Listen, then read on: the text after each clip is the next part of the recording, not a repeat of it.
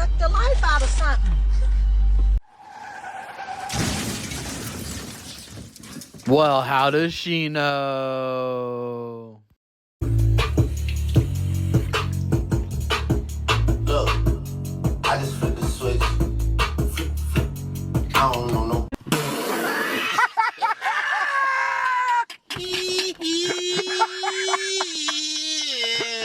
Can someone explain to me how a man can work all day to keep a woman home nice and comfortable and he'll come home to no punani, no home-cooked meal, and a dirty house? I mean, isn't the whole point of staying home to help make the person who's working all day's life easier? Wait, we can't have this level of logic in the first minute. The good news about erectile dysfunction is that it can be cured with diet and exercise. The hard part is getting your wife to diet and exercise.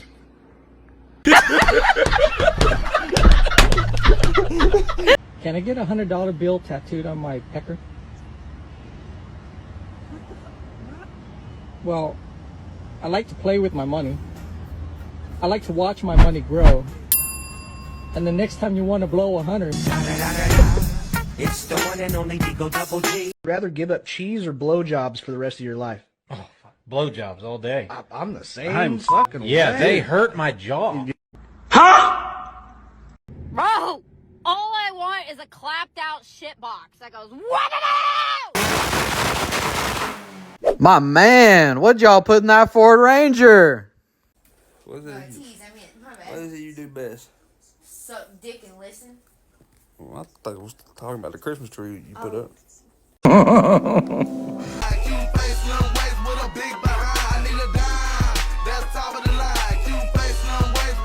If you're thinking about it, I would encourage you, don't do it. Don't. The return on investment ain't shit. You might as well go ahead and invest in you a property. Get yourself some real estate. Go buy a building.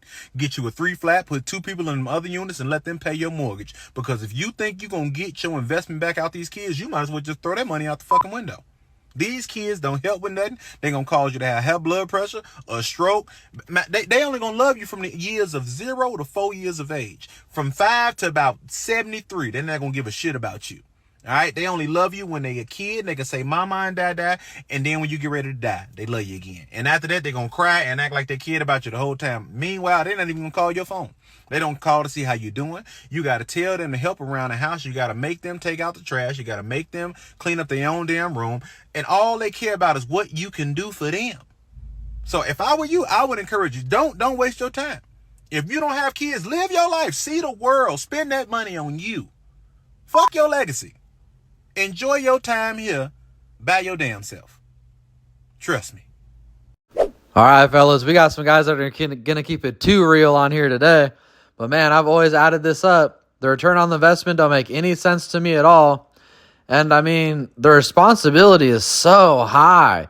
And then they'll try to guilt trip me. They'll tell me, oh, well, you're going to die alone. It's like, well, if I was dying, I'd probably rather die alone than scar my kids with it anyways. But chances are they'll turn out being terrible as it is. You got to pay for them to go to complete private school, make sure there's no poison in their diet, all for a 50-50 chance if they're going to hate you in the end. Damn, she got a big old booty. Who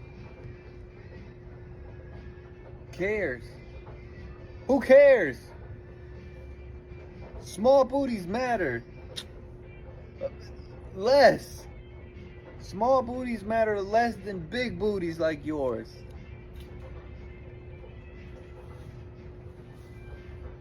Get off of me! Oh, and smell it. Shit stinky. You're a motherfucking lie!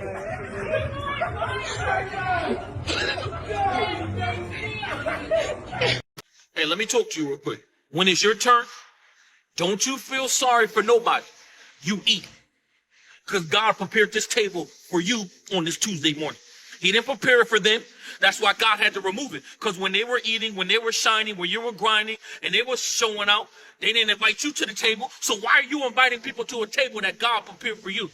This is the season where you're going to eat, where you're going to grind, where you're going to shine, where God's going to lift you up. Because God said, I prepare up the table in the presence of thy enemy. They might be starving, but that ain't your place to feed them. You're going to have to grind. You're going to have to push. You're going to have to maximize your opportunity. Stop feeling sorry for people. Because at the end of the day, God prepared this table for you. Eat. Get nourishment. Get God so he can provide all of your needs according to his riches and glory. So don't worry about anything. That's your problem. You worrying about everybody else but yourself. Worry about yourself in this season because God said, I prepared this table for you on this Tuesday morning, for your children, so you can grow, so you can be prosperous, so your cup can run it over, and your cup, you will never live on empty. Every single thing is going to overflow, baby. This your overflow season. God going to turn around the finances, flip it in your favor, prepare the table in the presence of our enemy. When it's your turn, do not feel sorry. Eat, because God said, I prepared the table for you, not them. Stop worrying about everybody else. Worry about yourself, and have a blessed Tuesday in Jesus' name. Amen. Man, this is one I struggle with, guys, a little bit, but to tell you the truth, when you start getting to the top, you can't save everybody. It's like going to the dog pound or something. It's like, I don't go over there because I can't deal with the way I feel when I have to leave, and I can't save all the dogs, basically. People end up being like that too, and, well, if God gave you a gift, you really got to enjoy your gift. And if other people are meant to have it, he'll give it to them in their own time, in their own way. But you can't sit here and feel empathetic sympathy and bad feelings for people that haven't put in the work, or maybe it just isn't their time yet. What you have to do is enjoy what you've made for yourself and enjoy your gift 100% and do whatever it takes to keep your mind healthy. So I would, just enjoy what you got. I need y'all to be so effing for real right now. This is the size that you want? Bigger than your head? That's what we're looking for? It's gotta be 8 inches. It's gotta be 8 inches. Bigger than my head? And I get DMs, can you handle this 8 inch? No.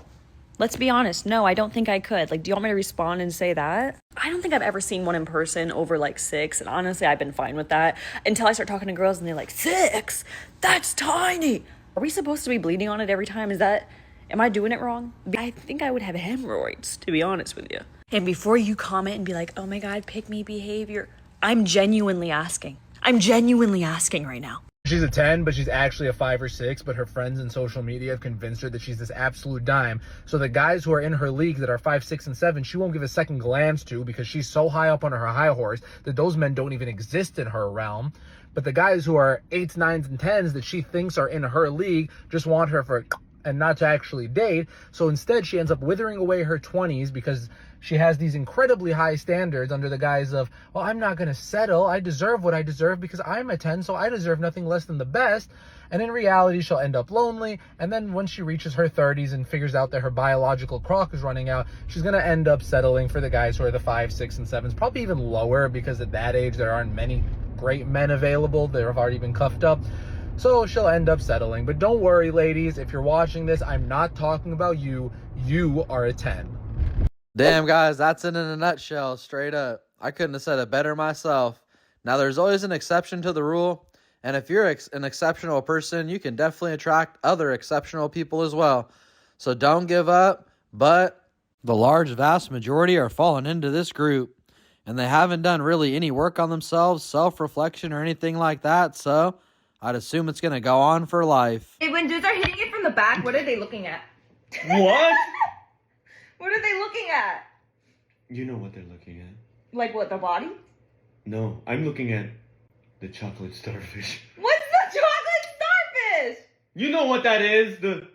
What? Why are you looking at that? It's even shaped like a bullseye. I'm focusing on the target. I gotta stay concentrating, you know? Do you only look at that? I mean, I look at like your overall beauty too, but like, it's just there. It's like right there. It's like, yo, what is that? Why? I'm keeping focused. I gotta stay concentrated. You know what I mean? It's an endurance thing. So I gotta focus. I gotta focus on That's disgusting. It's Do even all shit. dudes look at that? All dudes look at that. What? From that position, all dudes look at that. If they say they don't look at that, they're freaking lying. It's interesting to look at sometimes, okay? Ew! He ain't lying. And the men are going to understand that we love when they come early. All right, guys, what are you staring at? So the average person, when they have a problem, complains and blames other people about the problem. Top people, when they have a problem or goal, they simply say, how can I achieve this goal? And they try this, and they try that, and they try something else, but it never occurs to them that they will not eventually be successful. Now, the wonderful thing about the word how is that it triggers ideas, and the ideas are all for actions that you can take immediately. And when you take those ideas, you start to get feedback, which enables you to correct your course and take even better steps to achieve your goals. Here is the most important skill nobody taught you. No, it's not how to get rich. Few rich people are actually happy. The most important skill that nobody ever taught you was solitude. How to be happy alone. How to sit in a room quietly, alone, at peace. How to take a walk, alone, in nature. Nothing else, no one else. People don't launch wars unless they're envious, restless, and paranoid inside. You're not like that if you can be happy, alone, quietly. Listen to the river, the streams. They'll talk to you. Listen to the trees, even in the winter. Their silhouettes will teach you. Look up into the sky, even when it's gray and gloomy. It'll whisper. Truthfully, my life changed in amazing ways when I found solitude. You know, you just explore your imagination, you figure out different things, you become creative. It's where the real juices flow. Find some time alone. Maybe you don't realize how good you're doing because you keep raising the fucking bar. Okay, Kayla? Nice work. Just remember, the best things in life either make you fat, drunk, or pregnant. So be careful out there. Life is not a fairy tale. If you lose your shoe at midnight, you're drunk, bitch. Another plug in my butt. Another plug in my butt. All right, y'all. Let's see what I got for you today. You know, in my life, I'm always challenging myself to learn new things. And I like to reflect on the year and look back and think, what was the lesson? Because sometimes I can start off with the lesson and sort of practice it. And sometimes a repeated thing kept happening and it just ends up being the lesson for the year. But for me, the lesson for the year for 2024 was telling myself 2 sayings to keep myself at peace for a lot more time. And one of them was, it's none of your fucking business. And the other one is not my problem. So, you know, I was spending time like wondering about stuff or like trying to help people solve their own problems, or I was adding up why the neighbor might be a loser for no apparent reason just because it was like on my mind. And when I saw myself beginning to do that, I would literally tell myself, none of your fucking business, straight up, with authority. And I would stop that thinking, and I would find more constructive things to think about. And I would also look at things, you know, like a guy is about to get on a fight in the beach or something, and I would think, not my problem, and just go about my day, not even think about it for a second. So it's very important to disattach yourself from the drama and the non-constructive thinking. And, well, I mean, as humans, I think it's something that we do, but if we can be conscious and we can break this behavior, it can really free up a lot of mind space for things that are, like I've said several times, more constructive and just beneficial to your life. That'll be more productive. That'll serve a way better purpose. And even if that's just being thankful and grateful for the things that are going well in your life, you know, just making that simple change in your life to say, not my fucking problem, none of my business. And but what is my business is how wonderful my life is and how grateful I am to be alive, and you know, the different intricacies that you have going on that are really working out, you know. So for 2025, I feel like what I want to do is I want to force myself to have a good day every day. I want the highest thing on the agenda to be that I had a good time, that this was fun. And problems will arise, the printer will get jammed, things will happen, the shipping companies will act a fool, no doubt. But every day, I just want to have fun with it, because it just doesn't have to be this serious. It doesn't have to be a problem. We don't have to have a meltdown. You know, every day we wake up, our expectations are we're going to overcome problems. If we're living our life the way that we should be as men, then problems will arise and we're the men to solve the problem. That's what we get paid for. That's why we're different. So instead of getting flustered and bothered and thinking another problem or whatever I do sometimes when it doesn't go so well, I'm going to figure out a way to make this fun every fucking day. Every day. That's my goal for 2025. Whether it went good, bad, or otherwise, I found a way to smile, to thank God, to have a wonderful day. And if I can consciously think about how to make that happen for myself every day, I'll reverse engineer a way to get there, because that's just the way my life works. So I encourage you guys to take on a challenge yourself mentally, challenge your emotions, figure out a way to make your life run smoother, figure out a way to strengthen your relationships. And another thing I'm actually learning how to do this year is sew. So I got a sewing machine, and my pants get fucked up. I have a sweater where the label's coming off. The guys have a thing called a cape that goes on the sandblasting helmet, and it always gets jacked up because the rocks are hitting it. So I'm going to sew like a t-shirt on there to stop it from tearing. So there's all these different times I needed to use a sewing machine. So I went out and bought one. I never sewed in my life, but if it keeps reoccurring in my life, I want to learn it.